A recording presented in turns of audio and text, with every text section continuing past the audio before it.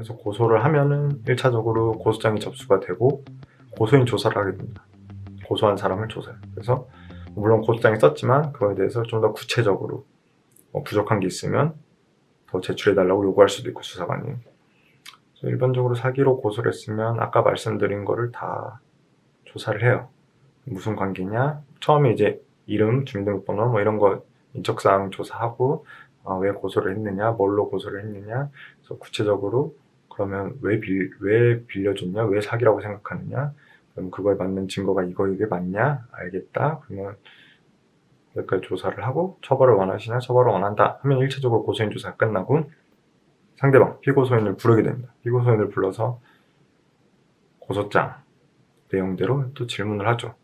언제 누구한테 돈을 투자받은 게 맞냐, 아니면 투자받은 게 아니면 무슨 명목으로 받았냐, 그러면 그거에 대한 증거가 있냐, 왜 갚지 않느냐, 그건 사기가 아니냐, 갚을 생각이 있는 거냐, 투자, 네가 고소인한테 말했던 투자라는 게 실제 존재했느냐, 증거가 뭐냐, 그 돈을 어디다 썼냐, 이미 제출하면 좋은 거고, 안 되면 이제 수사기관에서 나름 계좌를 조회하거나 해서 그 자금의 흐름을 파악하게 되죠.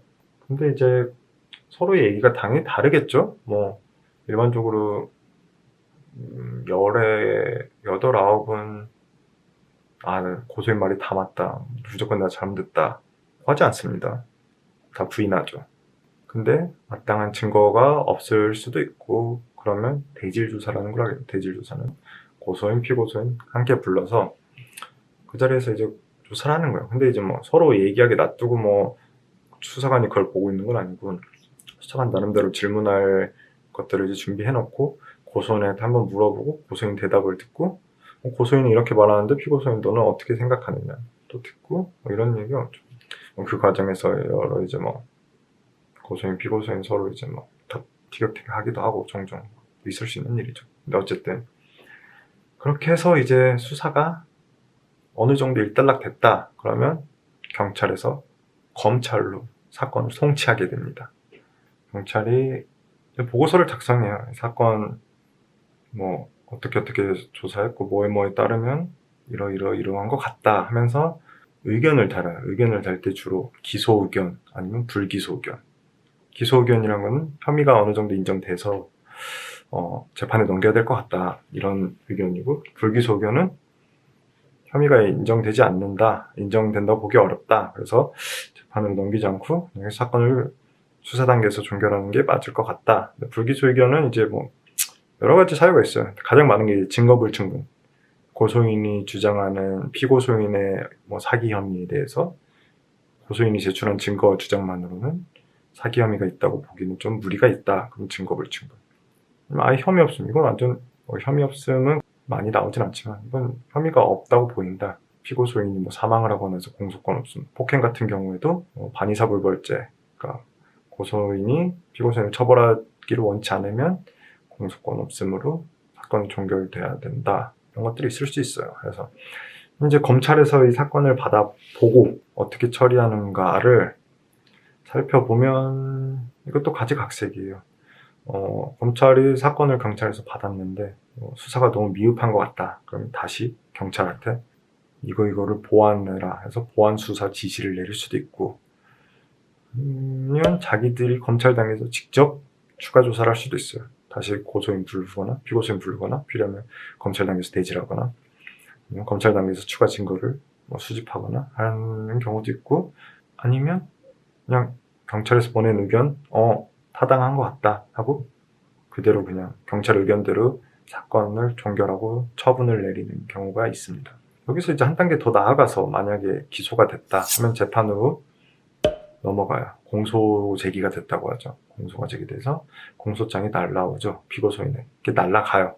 재판을 받게 되고, 그때부터는 어떻게 보면 이제 이 사건의 당사자가 내가 고소한 피고소인, 그때 기소가 되면 피고인으로 된다고 말씀드렸죠. 피고인과 검찰, 검사의 싸움이 돼요. 검사가 얘가 이러이러한 잘못을 해서 사기죄를 저질렀으니 징역 1년에 처해달라.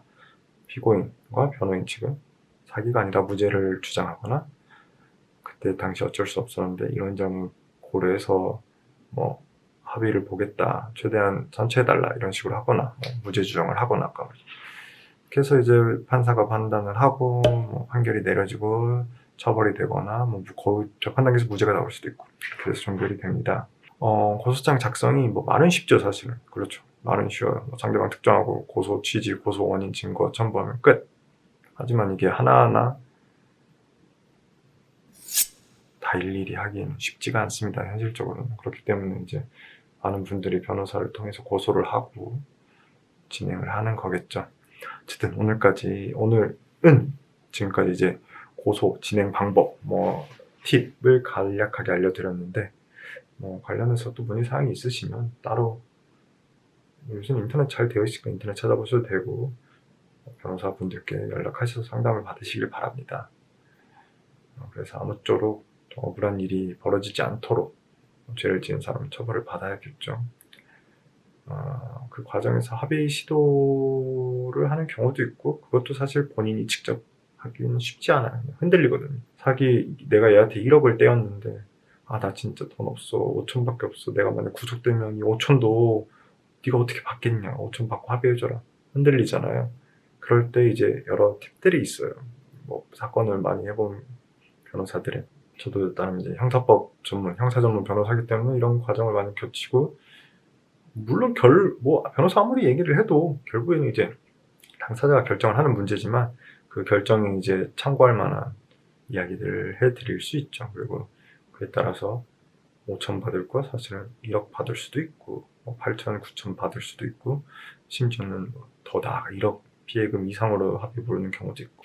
그래서 어쨌든 오늘은 고소 진행 과정에 대해서 간략하게 개략적으로 한번 설명을 드렸고, 오늘은 여기까지 영상을 마치겠습니다. 감사합니다.